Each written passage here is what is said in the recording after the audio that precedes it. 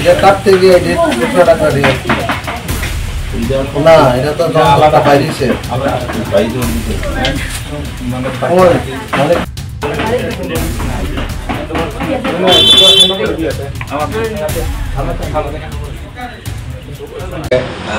কৈলাসহরে SDPO সাহেব phone করেন যে খাওড়াবিল সোনাপুর এলাকাতে উনি একটা বাড়িতে একটা অ্যানিম্যাল টাক্স জাতীয় একটা জিনিস পাইছেন।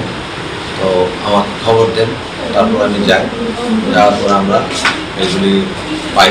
এই 3টা অ্যানিম্যাল টাক্স আমরা উদ্ধার করি। আর ওনার যার বাড়ি থেকে উদ্ধার করি ওনার নাম হচ্ছে ময়ূব আলী, আর বাবার নাম হচ্ছে মরম আলী। এটা হয়েছে আপনার খাওড়াবিল সোনাপুর অরবিন্দনগর জায়গাটা। কিন্তু ময়ূব আলী তারা বাড়িতে গ্যাপা লাগে গেছিল, এই কারণে তাদেরকে অ্যারেস্ট করা গেছে না।